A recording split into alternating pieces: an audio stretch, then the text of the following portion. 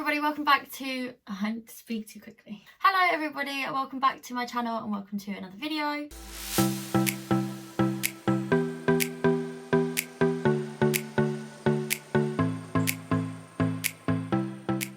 So I'll be honest with you, I've run out of things to talk about. I've run out of things to do on this channel. I mean, because the restrictions over here have kind of calmed down a little bit, I've been going out a lot recently, like as you saw last week, to Thorpe Park. I've been to places like Alton Towers, we've been to the zoo, things like that, but I've not vlogged them all just because I just kind of wanted to focus on them rather than focus on vlogging the experience. I wanted to enjoy them. We've not been out for a very long time, so I've run out of things to do and talk about. So I thought I'd do some filming and make some videos based on my job as an entertainer and a performer, because that's all I've got going on in the minute. Everything that I'm doing now is kind of in preparation for that, because I go very soon. When you see this video, it'll be like just under a week before I set off. For those of you that don't know, or if you're new to this channel, then my job role is an entertainer, like a children's entertainer and a performer on like holiday camps and things like that. I'm part of the show team as part of the entertainment team there. So that's kind of what I do, and I thought I'd just do some videos based on that. So I'll probably tell you how I kind of got into this job. I didn't actually go through the audition process when I started. I actually got a phone call. It was my lovely Instagram that got me this role. So I used to have dance videos on my Instagram. Are they still there? I don't even know if they're still on there anymore. I should post them. Yeah, so my Instagram basically got me this job role. I didn't even have an interview over the phone. I just had a phone call with the manager at the time, and went from there. Within 2 weeks I was off. So I haven't done it, I'd say, the way it normally should happen, but it very rarely happens the normal way, I must admit. So yeah, that was kind of my process. I didn't do the audition process, didn't really have an interview process. I kind of just went straight into it, and I was very lucky in that sense, I guess. And I've done it for, I'd like to say 3 years, but I haven't. I've done 2 full seasons, 2018, 2019, and then obviously because of COVID, the season was shorter last year, and I was meant to go to certain places and never went. So it was all a bit confusing last year. But I've done a full 2 seasons, if that helps. My experience is purely based off of one place. However, I have visited other places, so I know kind of how similar and how different other places are. But yeah, this is purely based off of my experience, and my experience is 2 full seasons and a little bit more. And then I will be going back this year as well. Don't know how much longer I'm going to do it for, but I suppose we will find out, won't we? I was thinking of things that I could film in regards to that, and I'm basically starting to get ready for the job. And a few people have got in touch with me that they've either done like a Zoom interview for it, or they're thinking about doing this job, and they've been asking me loads of questions. And instead of doing like a Q&A or something, I thought I'd do something a little bit different. So this video is basically 5 things that I didn't know before I started this role. I was gonna do 5 things that I didn't know but I wish I knew before I started. However, there wasn't really anything that I wish I knew, because it's one of those jobs that you just learn as you go, and I'm quite happy with doing that. So there's a few things that I found that would have been helpful to know beforehand. So if any of you are thinking of doing it, or if any of you are literally packing your stuff up ready to go, then hopefully this is helpful for you.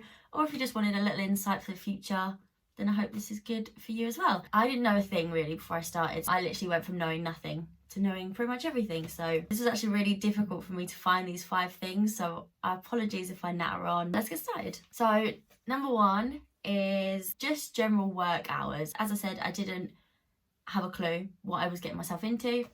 So I didn't know how the kind of day, evening routine would run. I didn't know if it was early mornings or late nights. So if you guys are wondering the same thing, I'm going to tell you. I'm going to tell you what it's like. So the general work day, obviously this is based off of where I've worked. I'm assuming a lot of places are very similar, but they might tweak it slightly. So don't take this as this is exactly how it's going to happen where you go. It could be slightly different. So usually you would work 6 days a week, so you get 1 day off a week. And that usually changes every week as well. Apart from, in my experience, we've got to the summer rota, and because it's so busy, it sticks. So you get for about 6 weeks the exact same rota per week. And then that day that you have off will most likely stay the same unless you've booked holiday or something like that, for example. So that's kind of how days off work. And then shift patterns I think the earliest I've ever started was 9:30. Your daytime usually finishes on a normal day. The latest event would finish at like 3, and then if you're in the summer, sometimes they do go on a little bit later, so like 3, 4ish you're looking at to finish your daytime. And you will not be working from 9:30 till 3. You'll do an hour break, an hour back in, an hour break, an hour back in, and it makes things like eating very difficult. But sometimes you'll get like 2 events that you'll do during the day, and you'll be in, say, 10 till 12, and then that'll be your daytime finished. Or you'll do 10 till 12, you have an hour off, come back in at 2 till 3. It literally just depends. But yeah, that'll be your daytime event. Then the evening is separate, so usually you get like a nice little gap in the middle, depending on obviously what time you finish and what time you then start again. And that's kind of when you'd have dinner and you chill out a little bit, or you go out for dinner with the team, watch a nice film, get yourself ready for the evening, of course, or get yourself show ready, do like a mini rehearsal. That's what I always do. I always do a full run of the show in my own chalet before a show day. Even when I've done the show 3 years running, I will continue to do that because I'm a loser. And then your evening, on average, will start about 6, but that's when you're open, so you'll obviously come in a little bit earlier to set up for whatever it is that you're doing. Say it's bingo, say it's like the kids club, for example. So that will start roughly around 6 o'clock. When we were working during the pandemic last year, we started a bit earlier because obviously the evenings had to finish by 10, which was obviously the curfew because of COVID. So we had to push everything forward and start earlier, which meant our daytime actually finished earlier so that we had that window, which was good. Normally, say I'm talking about my time during 2018 and 2019 when there was no COVID, what a weird time that was. You'll start roughly around 6 and you'll do like 6 till 10, or you'll do 6:45 to 11, or 7 to 11. You might be that lucky person that's only in for the show, for example, and you'll literally just come in for that 1 hour show. If that happens, it's usually because you've done loads of hours during the day, but usually it is like a 4 hour or 5 hour in the evening. Sometimes they do this thing called late night disco, and that's if you've ever been to a holiday camp before. When you've been a guest, for example, you've done the game show and that, and then they just play music in the evening. That part, if you're on that part, obviously you'll finish later. And some places have other venues that will be open for like karaoke and like the late night adults, those people that love to stay out till stupid o'clock. Sometimes, even in normal days, but even in the summer, it's even later. Like some nights I didn't go home till 3 a.m. and that wasn't something I expected before I went. I knew it was going to be late, but I didn't think it was going to be 3 a.m, 4 a.m. If they think you're going to be going till 3, they won't start you till really late, till basically the main venue has kind of calmed down, then you'll start. If you've got like a hen party or something doing karaoke till stupid o'clock and the bar's still getting money, they are going to continue to keep you in there running that karaoke, trust me.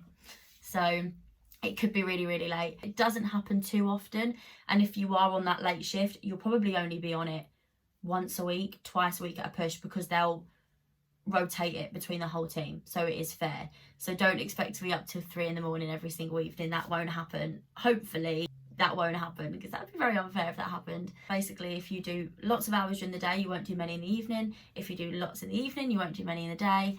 And if you start early, you'll finish early. If you start late, you'll finish late.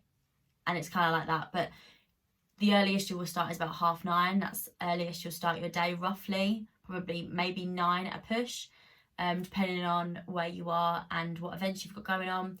And then the latest you could finish, you literally could finish at like 4 a.m. But yeah, that's kind of the gist of the work hours and the shift patterns. I'm sorry if that was confusing. It's just difficult to explain it all without like, I feel like I need images so you can really see what's going on. Number 2, this is quite a big one. The second thing that I didn't know before starting is that you will do a lot of other jobs that are not related to entertainments. So like classic things like cleaning, you will have to do cleaning. You can't expect the cleaners to come backstage and do your entertainment area. That will be something that you and your team will have to organise and clean yourselves. So that is a tick. I didn't think about it, but I wasn't shocked when, you know, it turned up on the rotor that was cleaning. Wasn't shocked by that, and I actually really enjoy cleaning, so I'm not bothered by that. Another thing I've had to do in my experience that I wasn't expecting to do before I came was working on the reception.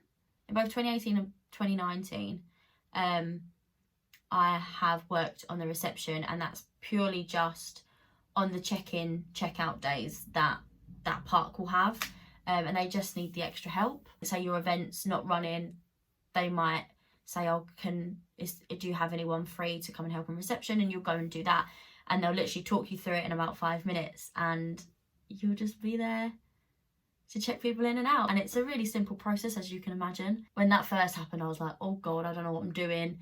But it actually happened to me a lot in my first 2 years, so got the hang of it eventually. In the summer, we actually ended up being the receptionists at one point. Because it's busy in the summer, they made it almost like an event, so that the entertainment team were on stage and we were actually like talking through things as they were checking in. We did like a little party dance at one point. Sometimes you'd have like the characters, the mascots, the crew members come out and greet people whilst they were checking in. So they actually made it a thing. So at some point you'd be doing either the hosting or helping out with the mascots or the characters and stuff like that, or you would actually be on the reception. But it's quite nice, I suppose, for people to check in when there's music going on and things like that. That was definitely a little extra job that I wasn't expecting to do. That did happen. So at the place that you're going to, or the place that you're thinking about going to, that might happen with you. It might not. I don't know. But it wasn't all that bad, so don't worry. We've also like made chalet beds up before. So like on the days that people are checking in and things, I've actually had to go into that person's, like a certain chalet or a certain caravan, to make sure that it's tidy and strip the bed or make the bed so that when the new people turn up, it's ready. And obviously when you're part of an entertainment team, that's not what you expect to be doing. But that literally was when like they were just low on staff and they needed help, so we helped, because all the departments have got to come together to make a good park, right? The one other thing we had to do was noise levels. So that probably makes no sense right now, but this kind of rolls into my next point, but it's still the same. It's like point 2.5, right? So we had to do this thing called noise levels, and it's, as it says, you just monitor the noise levels, and we had to walk around and stand at different points on the whole park, and had this little thing, I don't even know what it's called, and we had to stand there for 2 minutes in each place and just measure the average noise level, write it all down on a sheet. And the main time we had to do that was when we weren't in control of our venues. So between the seasons, you get quite quiet, and sometimes the companies hire their venues out. Where I've worked, we've had events like UDO, which is a big dance event, if any of you have heard of it, and also Dance Lines. They're a big freestyle dancing event, and they just use the venues for their competitions, basically. As you can imagine, like freestyle dancing and street dancing, the music's going to be really loud for these competitions, and because we're not in control of that, because they have their own DJs come in and things like that, we have to just monitor the noise levels. Like at that point, you're not an entertainer. You're literally not there to entertain. You're kind of just in the background. That's your time where you can do like your extra rehearsing, and then you do little mini jobs like that, and you'll do other jobs like cleaning and organising. You're not really doing any entertaining, and obviously before you go to an entertainer's job, you expect to be entertaining at all times. You don't expect that to happen. But yeah, that happened a few times, to be fair. It's quite nice to have like a little bit of a change, something different to do, and obviously time to rehearse new shows and previous shows, and you actually get more time with your team during that as well. So sometimes that happens. I don't know if that actually happens at other parks, because I've not witnessed it, but where I've been, it's happened. So there's those kind of events that aren't under our control, and then some places have like adult events that come in, and you're not an entertainer anymore. You're not like the classic child's entertainer anymore. You are basically like a holiday rep. You're an entertainer, but you're an entertainer on a different level. And that was something I'd never heard of before. And then when it came about, I was like, what's this? Like, what's this event? I don't know what I have to do. And I literally just became a rep for this weekend, and it was quite fun. So you literally go from one extreme to the other. I don't know how many places do that, but the place that I was at did that. think we had it like a couple of times a year, but it was really fun. During that, you'll have like guest acts come in that are quite high-end guest acts, I guess. Like we've met people like Fleur East. Thanks for the reminder. We've met Raksu. We've met Bass Hunter. I'm not even gonna talk about that. That was an experience and a half. And you just have to look after them basically, and you have to greet them as they come on park. You have to take them to their accommodation, ask them if they've got everything they need, and then when it's their time to be on stage, you go and pick them up from wherever their accommodation is, and then bring them backstage ready for their act. But that is obviously a whole different level. It's completely different. I didn't know that was going to happen. It did happen. It's quite fun. So that kind of all fits in with point 2 and point 2.5 of just general jobs I didn't think I was going to be doing. So maybe your place has things like that. I didn't know that before I started. I don't know if you did, but now you do if you didn't before. Point 3 is kind of a given, but you just don't really think about it before you get there. So point 3 was that as an entertainer and as you're part of the entertainment team, you are the face of the company. So when people come to your caravan park or your holiday park, they are looking at you. You have other departments that all come together to make the park what it is, but as entertainment team, as the people that are on stage all the time, as the people that are running all the events, you are the face of the company. You are the people that sadly most of the complaints will come to, because you're the first people that they see. So for that reason, you're not just the face of the company whilst you're at work, you're the face of the company off of work and on your day off, and kind of even off the park. I knew that, but I didn't realise really, you know, when you're in this job, the majority of the time you live where you work, or even if you don't live on site, it'd be because you live around the corner. So you're literally just, you're kind of at work all the time. Obviously you don't have to do the tasks that you have to do when you're at work, when you're on your day off, but you're at work the whole time. For that reason, you have to be careful that what you're wearing is appropriate at all times, that your language is appropriate at all times, because, you know, we're adults, we say things because people know you.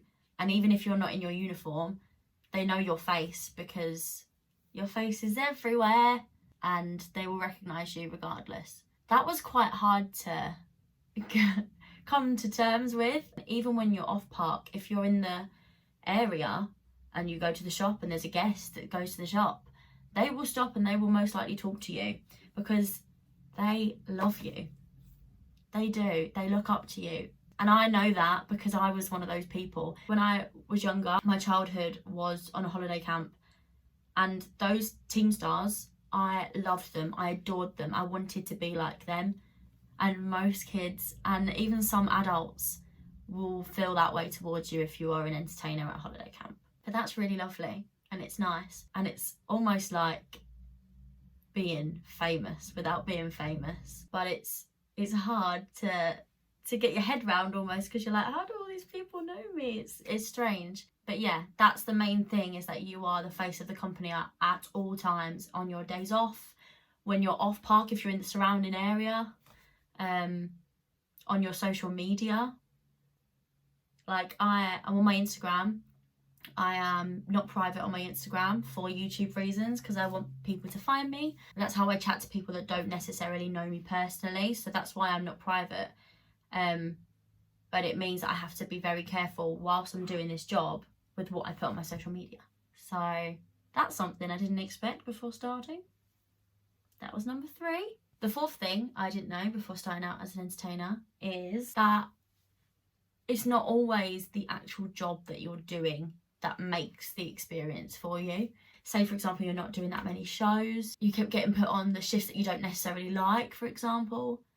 But if you have a great team, you will still love your job, because you have amazing people around you. It is the people that make the experience as an entertainer. It's not always necessarily the job. But even if, for example, say it was the other way around, if you had an amazing job and you were doing shows every single day as a performer, that's obviously what we want to do, and you were doing all the best parts and it was so much fun, but you didn't click with your team or you didn't have the nicest people on your team, you wouldn't have a good time.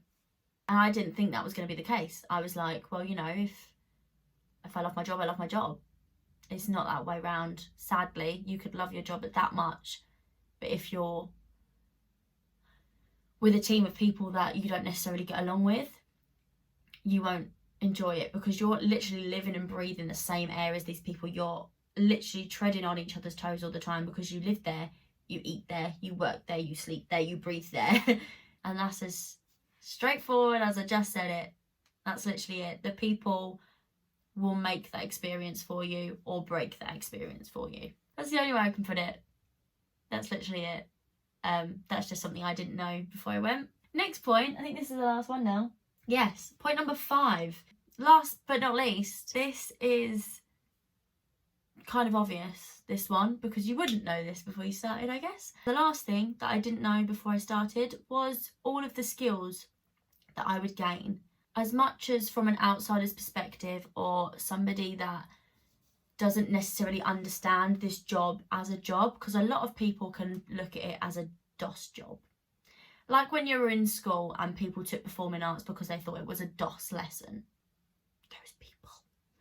Like, it's not a DOS lesson and it's not a DOS job. You don't just do it because, you know, it means you get to prance around on a stage and don't actually do any real work. Nah. If that's what you're thinking, then get it out of your brain right now, because that is not the case. It's not all... What's the expression? Roses? It's not all sunshine and... it's not all sunshine and rainbows. That's the expression. It's not. You do this job because you love it. And that is it. You have to love entertaining and performing. Like, it hurts your heart. You have to love it so much to really enjoy this job. But if you think it doesn't come with anything else, then you are wrong. The amount of things that I have learned and the amount of skills that I have gained from doing this job that I didn't think I would gain. Like, I've not just gained ability to dance, I've not just gained ability to sing better, because I've definitely improved over the years. I've gained hosting ability. I can now do that. That was going to come with the job. It makes sense. But things like math skills, I was always pretty good at math, but I've had to really work them in the last couple of years, because it comes with the job. You still work in the shop at some places. The place that I've worked at, you work in the shop. Some companies don't do that. It's all separate. But I've obviously had to do money handling stuff, all stuff that I've done before, so it wasn't like a new thing for me. But I've seen people that have never done that sort of thing before and then come out of it and love it. You gain those skills that you didn't have before. And things like paparazzi events, you have to take those photos. You get taught how to take those photos. And then some people have like fallen in love with photography, for example. And I've gained now skills to take photos properly. Speaking skills, I kind of had this a little bit because I worked in a pub, and I don't think I would have the confidence to actually do that job if I didn't work in a pub. So if you're thinking, I'm not confident yet, go and work at a bar or a pub or something like that, because at that point, you have to have that confidence. And then with doing this job, you gain the people skills and you gain even more confidence, and the ability to speak on a microphone. Obviously that was going to come with the job, but you don't think it's anyone can talk on a microphone. Nah, you have to gain those skills. You have to be able to hold a room, like hold an entire venue by the power of your voice. And you don't ever think about it like that. And you gain, obviously, team skills to work in a team. I used to be one of those people that's like, you know, if I want something done right, I have to do it myself. I've snapped out of that now because I've worked in a team. But you also gain leadership skills. Like when I worked as a supervisor there, I gained leadership skills then, and I'm like a completely different person now because of this job. The amount of things you learn from this job that you wouldn't have thought you would learn is ridiculous. Like, I turned up and I was like, I'm probably going to improve my dancing, because I was hired as a dancer originally, so I wasn't even going to sing. I was singing like harmonies in the background, so I was there like, oh yeah, probably improve my dancing ability, you know. Eventually I'll have to speak on a microphone and maybe I'll get the confidence to do that. but it's like a whole different level to that. You learn so much doing this job, but it's not, like I said, all sunshine and rainbows. You have to deal with the crap too. You do. It's not all easy breezy. It's stress and it is nerves, but it's so much fun. You gain so much from this job. People like will look at it like it's just a fun job. Yeah, it is. We don't do it for the money, trust me. We do it because we love it. You gain so much knowledge about people and about aspects of the job that you didn't even think existed. It's crazy how much you learn. And I did not expect that before I started. 100% I didn't. And that one's a good one. That last point, that was a good one. They were my top 5 things that I didn't know before becoming an entertainer and a performer. I hope that helped. There's probably more, but it's really hard to think of them once you know them.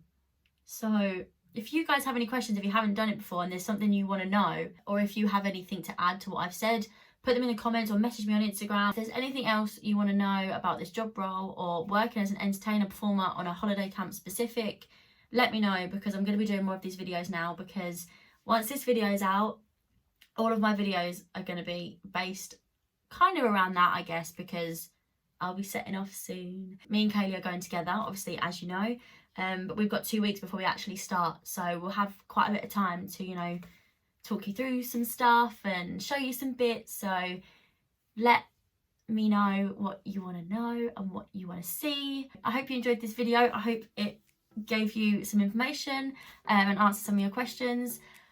Like I said, let me know what you want to see. Remember to subscribe and give this thumbs up if you liked it, and I will see you next week in another video.